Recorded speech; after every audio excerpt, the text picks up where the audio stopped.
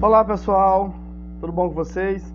Eu sou o professor Márcio e nós vamos começar mais uma aula hoje sobre o ensino de ciências. Dessa vez vamos falar das tecnologias utilizadas para o ensino de ciências. Vocês bem sabem que nós estamos passando por um momento de bastante transformações no campo educacional, onde estamos utilizando bastante tecnologias, as novas tecnologias da educação e da comunicação, e é preciso que a gente compreenda como devemos trabalhar, tá, da melhor forma possível para que os alunos também possam ser agentes de transformação, tá? É preciso que nós, professores, tenhamos conhecimento específico dessa disciplina e também de como usar uma metodologia mais adequada para os nossos alunos. Vamos lá? O que deverão saber e o que deverão fazer os professores de ciência, né? Proposta baseada, de um lado, na ideia de aprendizagem como construção de conhecimento, com as características de uma pesquisa científica, e de outro, na necessidade de transformar o pensamento espontâneo do professor. E aí nós temos aí uma ramificação, uma teia, né, de aprendizagem que deve ser descrita e deve ser utilizada. O primeiro é conhecer a matéria a ser ensinada. É importante que nós saibamos o conteúdo que nós iremos trabalhar. É importante que a gente saiba da matéria que nós iremos trabalhar. A partir disso, sabe, conhecer a matéria a ser ensinada, a gente vai conhecer e questionar o pensamento de forma espontânea. Isso exige o quê? Exige adquirir conhecimentos teóricos sobre a aprendizagem e aprendizagem de ciências, né? É preciso que a gente entenda como os alunos aprendem e de qual a melhor forma para trabalhar aquele determinado conteúdo para que eles possam aprender, tá? Depois que adquirir esse conhecimento teórico sobre a aprendizagem e aprendizagem de ciência, isso vai possibilitar o quê? Temos uma crítica fundamentada no ensino habitual. Vocês concordam com esse tipo de ensino que nós estamos vivendo? Ele já está ultrapassado? Os nossos alunos estão muito mais avançados tecnologicamente. Parece que a escola, em alguns lugares, pararam no tempo. Ainda professores utilizam apenas o quadro e o giz, o livro didático, e alguns ainda cobram que seja utilizado apenas o livro didático e daquela forma, limitando o aluno ao seu pensamento crítico e a buscar novas informações, tá? Quando o professor ele busca essa criticidade fundamentada no ensino habitual, ele também vai saber preparar as atividades. Será se os nossos alunos de um ensino fundamental menor, eles estão preparados para responder aquelas atividades dos livros sozinho? Será se eles são autodidatas? E você, professor, você é autodidata? Você consegue compreender, ler um texto e compreender, responder os questionários sozinho, sem o auxílio de alguém? Me responda aí, por favor. Saber dirigir a atividade dos alunos, saber avaliar, isso é fundamental, não apenas avaliar o trabalho do aluno, mas principalmente avaliar o seu trabalho, e a partir de tudo isso, utilizar a pesquisa e a inovação. É preciso que a gente deixe nossa criatividade fluir, tá? Sem medo, sem pressões, mas simplesmente deixemos a nossa criatividade fluir para que tenhamos um ensino de ciências mais eficaz. Saber avaliar, nós temos aí, conhecer e utilizar a avaliação como instrumento de aprendizagem que permita favorecer um feedback adequado para promover o avanço dos alunos. Então é preciso que a gente saiba avaliar não apenas o trabalho dos alunos, mas também o nosso trabalho, para saber se o que nós estamos fazendo está surtindo efeito ou não. Ampliar o conceito e a prática da avaliação ao conjunto de saberes, destreza e atitudes que interessa contemplar na aprendizagem, superando sua habitual limitação à memorização repetitiva de conteúdos conceituais. Vocês devem lembrar que já comentamos sobre isso, né? A questão da memorização repetitiva de conteúdos conceituais.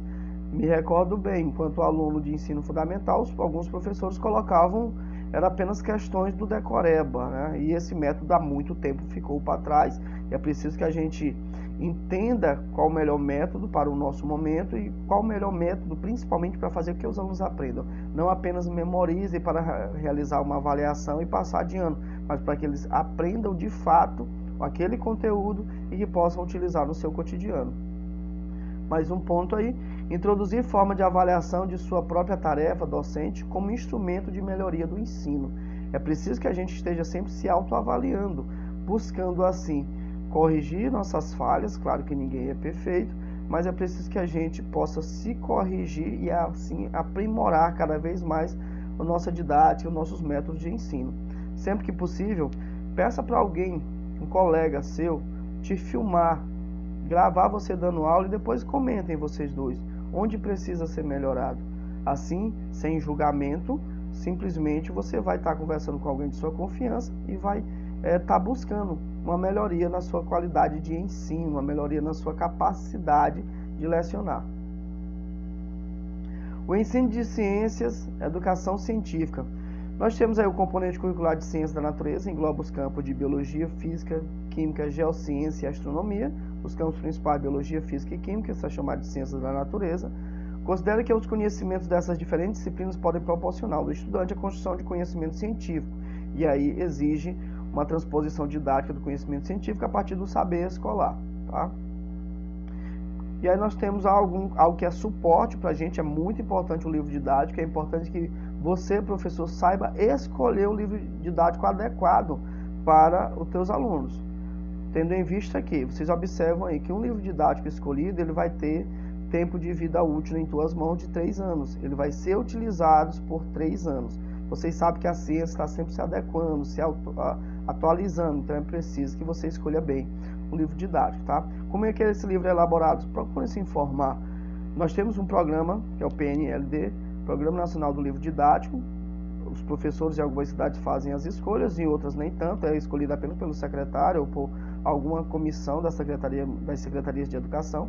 Em nossa cidade nós temos aqui a capacidade, o poder de escolha do livro didático, né? E aí como objetivo, servir como instrumento de apoio e mediação no processo de construção das capacidades necessárias para o aprendizado, mobilizar estudantes e professores na busca de informações em outras fontes, abrir um leque de possibilidades de uso e de interação com os estudantes. É importante que esse livro didático ele tenha tudo isso, ele possa trazer um suporte mais adequado, né? Muitos professores utilizam apenas o livro didático, mas é claro que vocês devem entender que ele não é o único recurso que vai nos ajudar nessa tarefa. Fundamentos teóricos e metodológicos. Vocês bem sabem que a produção do conhecimento científico é o caminho percorrido pelos pesquisadores para formular leis, teorias e modelos, e nós temos em nossa rede escolar alunos muito curiosos. É importante que a gente saiba lidar com essa curiosidade dos alunos. Como é que a gente vai fazer isso? Estando atualizado nos conteúdos, nos assuntos, para que a gente possa dar respostas claras e corretas para os nossos alunos. Não para cobrir sua curiosidade, mas para deixá-los cada vez mais curiosos, para que eles possam buscar cada vez mais informações. Nós temos hoje pessoas que entendem melhor determinados assuntos do que outras. Então é importante que vocês busquem informações de fontes confiáveis, tá? Para que vocês possam responder esses questionamentos dos alunos e estejam preparados, até mesmo para aquelas perguntas que eles não farão, porque algumas serão bem difíceis, tá? Impossibilidade de um único método científico ser aplicável a todo e qualquer domínio de investigação da natureza. A gente bem sabe que nós temos aí essa impossibilidade de um único método científico. Os alunos eles aprendem de forma diferente, então é preciso que a gente compreenda a melhor forma para que eles aprendam. E aqueles que não conseguirem, que seja preciso você mudar um método uma vez ou outra para que toda a tua turma, toda a tua classe possa compreender aqueles conteúdos abordados, tá? Conteúdo de ciência natural no ensino fundamental, nós temos aí um critério de seleção de conteúdos. Esses critérios utilizados na seleção dos conteúdos dos eixos temáticos também serão úteis para o professor organizador de currículos e planos de ensino ao decidir sobre que perspectivas, enfoque e assuntos trabalhar em sala de aula. Vocês devem, na hora da escolha do livro didático e na hora da escolha dos blocos de conteúdo, você deve entender o seguinte: para qual público esse conteúdo vai servir? E como está o linguajar do livro, se está adequado para o meu público? Será que os meus alunos de 2º ano, de 3º ano, eles vão entender esse linguajar? É uma ótima avaliação você fazer isso na escolha do seu livro didático. Outra coisa importante é lembrar, perceber que o aluno ele não pode ficar preso no seu mundo, no mundo ali, na sua comunidade. Ele deve ser instigado a explorar novos conhecimentos. E uma ótima oportunidade seria esse livro, conhecer novas palavras, utilizar o dicionário para identificar essas palavras, tá? Muitos professores de ensino fundamental menor não trabalham bastante o ensino de ciências e fica priorizando apenas o ensino de língua portuguesa e de matemática no intuito de alfabetizar, mal sabendo eles que é possível sim alfabetizar os alunos com o ensino de ciências, despertando cada vez mais a curiosidade desses nossos alunos. E aí nós temos os eixos temáticos, ficou um errinho ali. Esses eixos temáticos representam uma organização articulada de diferentes conceitos, procedimentos, atitudes e valores para cada um dos ciclos das escolaridades. Nos parâmetros curriculares nacionais, o PCN, de primeiro e segundo ciclo, a escolha dos eixos orientou-se pela análise dos currículos estaduais atualizados. Esses eixos temáticos estabelecidos para o primeiro ciclo, vida e ambiente, ser humano e saúde, tecnologia e sociedade, tá? Os eixos temáticos foram elaborados de modo a ampliar as possibilidades de realização dos parâmetros curriculares nacionais de ciências naturais para o estabelecimento na prática de sala de aula. No PCN, Parâmetros Curriculares Nacionais, desenvolvidos ainda em 1996, 97, com o então secretário Paulo Renato de Souza, aliás, ministro da Educação Paulo Renato de Souza, ele veio para dar um suporte muito grande para os professores, com os objetivos, com conteúdos, eixos temáticos. Isso já nos dava um norte muito grande de como trabalhar o ensino de ciências, bem também como trabalhar as outras disciplinas. Após isso, foi feito recentemente, vocês devem saber, da BNCC. É importante que vocês lembrem e saibam disso, que a BNCC ela foi produzida utilizando os parâmetros curriculares nacionais como base. E aí nós temos os temas transversais e ciências naturais. Os textos de cada eixo temático de ciências naturais apontam várias conexões com todos os temas transversais, seja para a melhor compreensão dos conhecimentos e questões científicas, seja para a ampliação das análises. Alguns deles tradicionalmente estão presentes em muitos currículos de ciências naturais, como meio ambiente, saúde e orientação sexual. Esses temas transversais, vocês devem entender que eles têm um amplo mercado para ser trabalhado em sala de aula. Pode-se englobar várias disciplinas, e aí nós estamos passando por um momento bastante complexo da vida humana, né? Devido a essa pandemia. É preciso que a gente continue trabalhando nesses conteúdos de ciências naturais, como o meio ambiente, a saúde em si da população, a importância da vacina, da higiene corporal. Também é importante que a gente trabalhe também a orientação sexual, isso como temas transversais. É questionável uma ação educacional baseada em um único estilo didático, que só daria conta das necessidades de um tipo particular de aluno ou alunos e não de outros. É importante que a gente façamos essa autoavaliação de perceber quais alunos estão aprendendo com aquele método que estamos usando, quais não estão compreendendo e por que não estão compreendendo. Será se o método ou o seu histórico de vida, as suas bases educacionais não foram suficientes para que eles compreendam aqueles conteúdos? E se as bases não foram suficientes, aí entra mais uma vez o teu papel para mudar um pouco o teu método, para que aquele aluno também possa ser agraciado com esse conhecimento. Se faz necessário no ensino de ciências ampliar os encaminhamentos metodológicos para abordar os conteúdos escolares, de modo que os estudantes superem obstáculos conceituais originados na sua vivência cotidiana. É importante isso, a gente trabalhar de uma forma que os alunos possam superar esses obstáculos conceituais. Obstáculos conceituais esses que foram originados a partir de sua vivência, né? As bases educacionais não foram sólidas, não foram suficientes, sua alfabetização não foi adequada, então ele tem uma carência muito grande de determinados conteúdos, não entende determinados termos, e aí mais uma vez é preciso que você se autoavalie e perceba onde está não apenas o erro, mas sim o que deve ser feito. E aí nós temos aí a formação de conceitos científicos em idade escolar, nós já falamos bastante sobre esse rapaz aí, Vygotsky. Conceito é um ato real e complexo de pensamento que não pode ser ensinado por meio de treinamentos, só podendo ser realizado quando o próprio desenvolvimento mental da criança já atinge nível necessário. É importante vocês entenderem isso, que determinados conteúdos só deverão ser trabalhados com os alunos se eles tiverem a maturação cognitiva adequada para isso. Como vamos explicar a teoria da relatividade para um aluno de segundo ano do ensino fundamental? Como a gente vai falar isso? Não tem como. Então, é importante vocês compreender os conteúdos e a linguagem que esses conteúdos está sendo trabalhado para que os alunos possam compreender. E aí nós temos aí a zona de desenvolvimento proximal, de acordo com a teoria de Vygotsky, né? A ZDP, zona de desenvolvimento proximal, a real e a potencial. O bom ensino é aquele que se adianta ao desenvolvimento. Você deve lembrar que a zona de desenvolvimento real é aquela que o aluno já sabe, aquele que ele já traz consigo da sua família, da sua comunidade. E a zona de desenvolvimento potencial é aquela que o aluno não sabe, mas ele pode aprender com a mediação de uma pessoa adequada, de uma pessoa qualificada para fazer essa mediação. Assim, o conhecimento da vida cotidiana do estudante deve ser valorizado para que os primeiros obstáculos conceituais sejam superados, uma vez que são úteis para o desenvolvimento de novas concepções. Você conhecer o histórico do teu aluno, conhecer o ambiente em que ele vive, o nível educacional, familiar, como ele é tratado, é importante porque assim você já vai ter um norte de como trabalhar determinados conteúdos com ele. E você vai perceber a sua base fundamentada, sua base educacional, e aí fica mais fácil para você direcionar para um caminho mais adequado. Tomá-los como ponto de partida e valorizar terá como consequência a formação de conceitos científicos, né? Você está fazendo um encaminhamento científico mais adequado.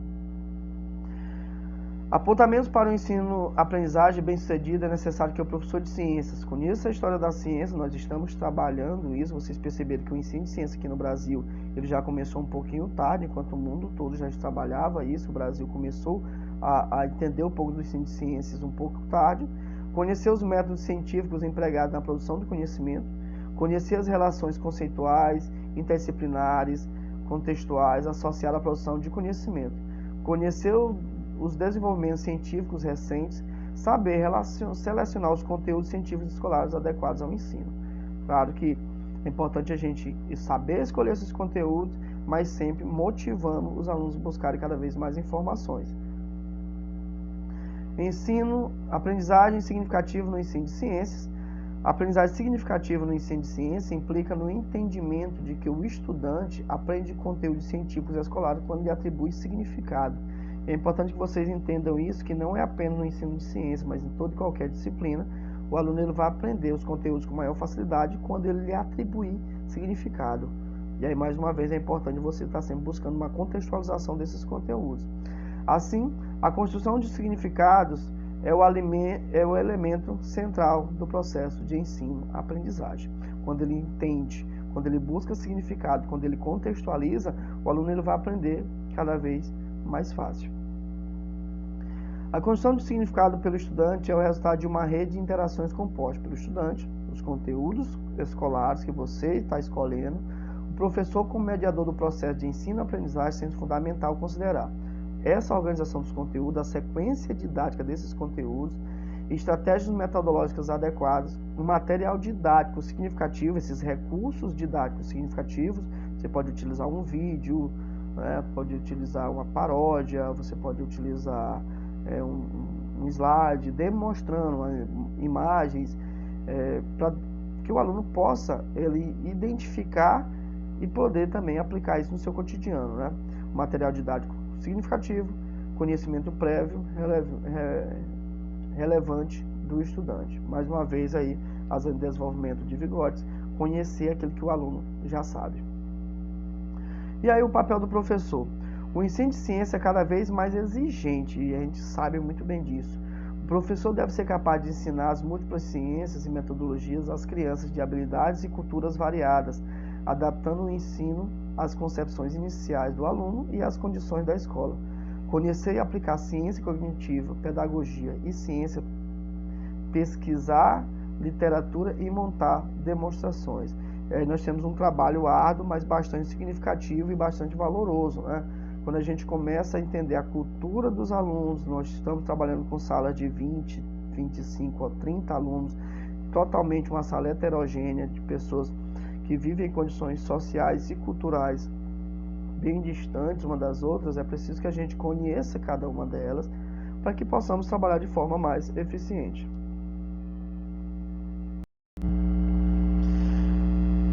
Encaminhamento metodológico.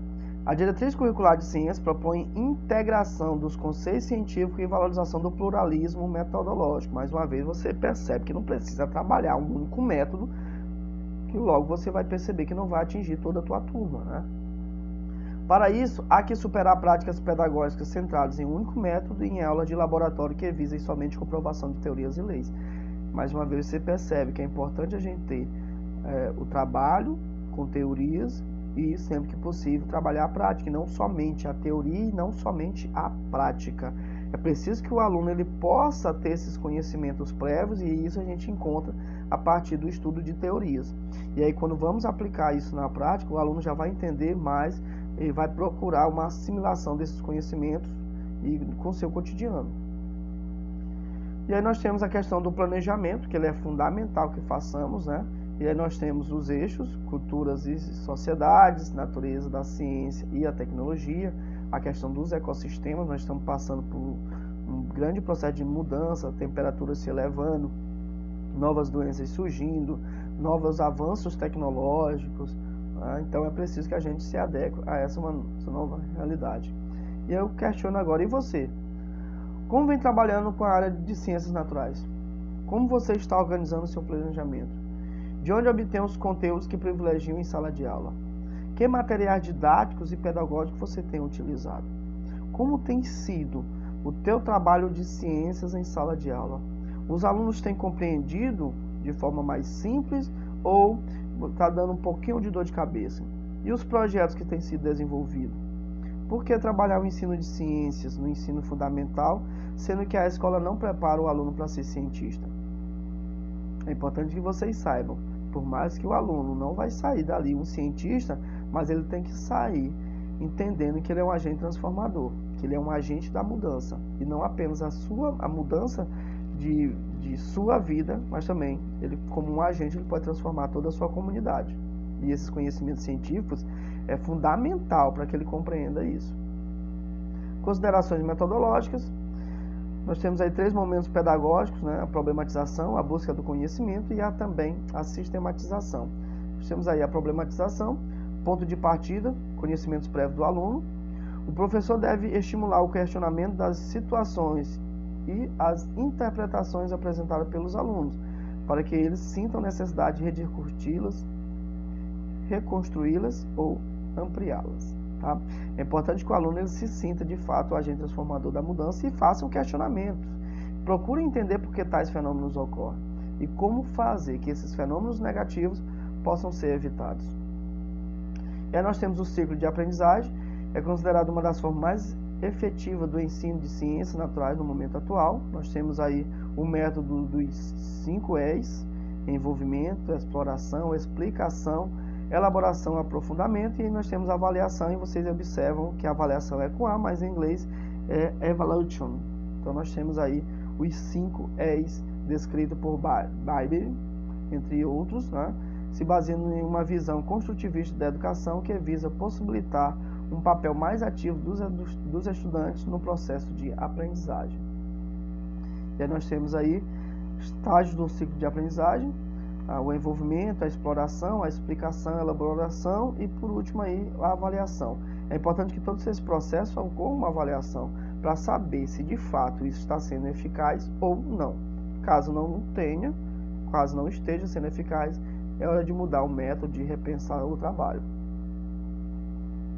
Algumas sugestões: observação direta ou indireta, atividade intencional planejada. Exemplo, observação do movimento aparente do Sol e as fases da Lua dia e noite. Pode muito bem tirar os alunos da sala de aula e levá-los para um determinado ponto da escola, o pátio. Ó, gente, todos os dias, durante essa semana, nós vamos medir onde o Sol está nesse horário. Você estava levando a curiosidade, você está mostrando ali, explicando um pouco sobre o movimento de rotação e translação da Terra. Trabalho de campo permite a integração de crianças com o ambiente, possibilitando o desenvolvimento de atitudes de preservação. Observação dos componentes vivos e não vivos de um local. São vários e vários trabalhos que você pode desenvolver aí com os teus alunos, né? O simples fato de você tirá-los da sala de aula para um trabalho de campo, para uma aula prática no campo, faz com que eles entendam melhor o ensino de ciências, faz com que eles contextualizem melhor o ensino de ciências, e é aquilo que a gente tem sempre buscado, faz com que eles busquem um significado.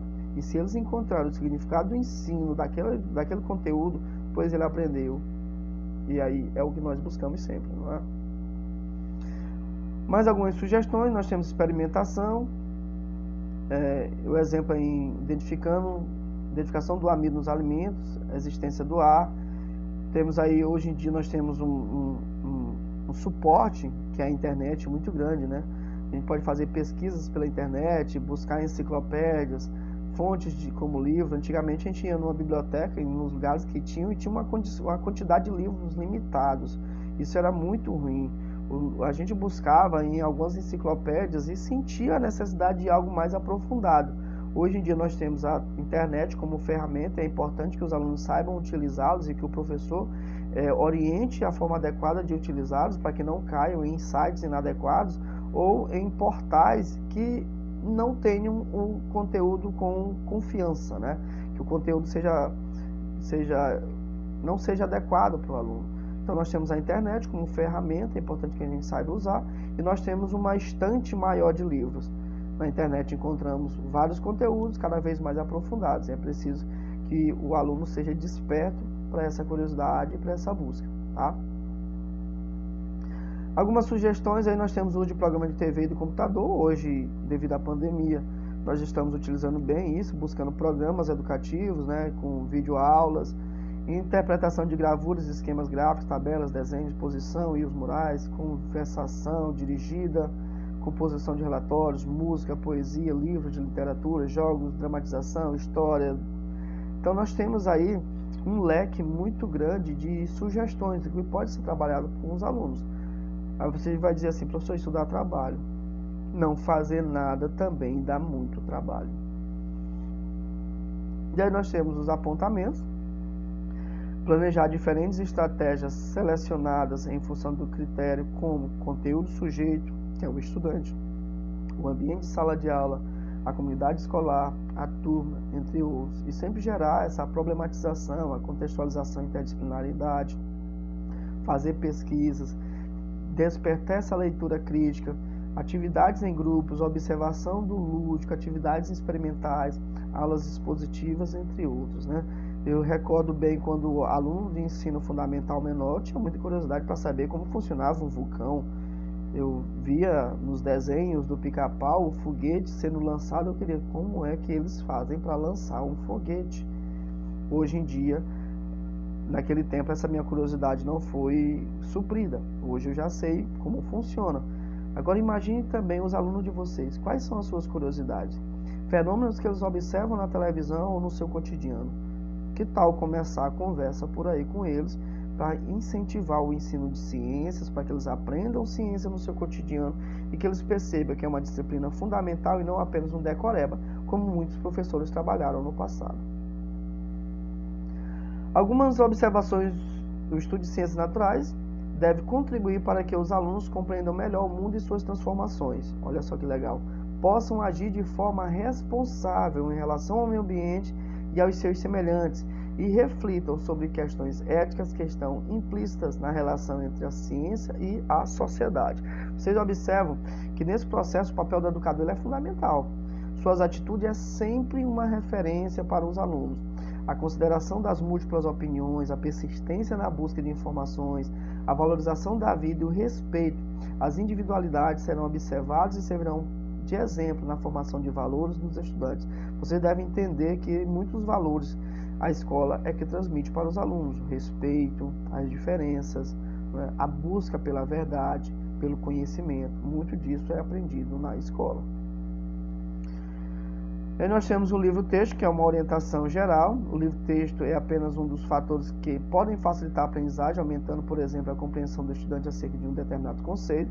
Sempre é importante você buscar novas fontes de informação e levar para os alunos debaterem em sala de aula, né? Nós estamos trabalhando muito essa questão da pandemia. Que tal vocês trabalharem com os alunos de vocês? E a vacina, gente? Vocês acreditam que ela é eficiente? Por que devemos tomar a vacina e por que não devemos tomar a vacina?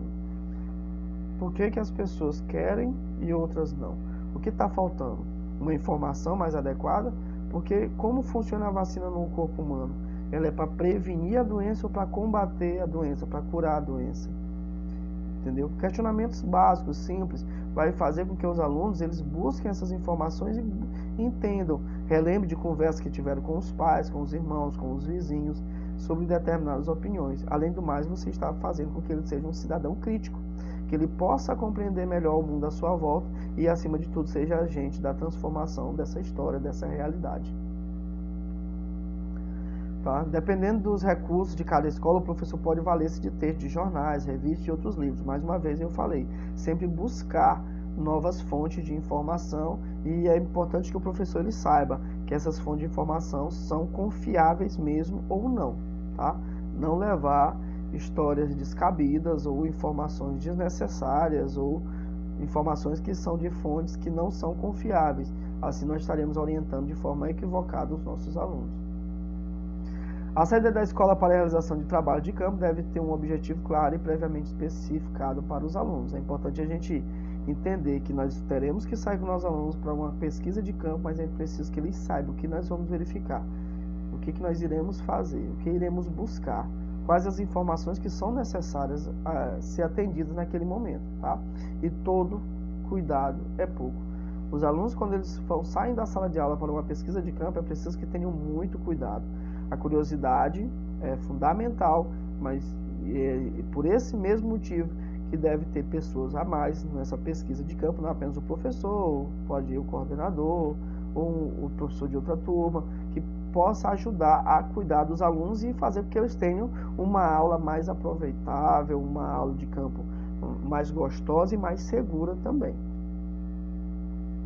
O professor deverá desenvolver os conteúdos de ciência, privilegiando os que sejam prementes na região, podendo desenvolver projetos que auxiliem a comunidade a resolver ou eliminar problemas relacionados à saúde, ao meio ambiente ou também à vida, né? Nas últimas décadas, presenciou-se a divulgação de problemas ambientais nos meios de comunicação, o que sem dúvida tem contribuído para que a população esteja em um alerta. Vocês já perceberam, todos os anos o nosso estado ele fica entre um dos estados que mais ocorrem queimadas. O que fazer para evitar essas queimadas? Será que não existem políticas públicas voltadas para evitar isso, para que não tenhamos uma catástrofe ambiental no futuro? Existe sim.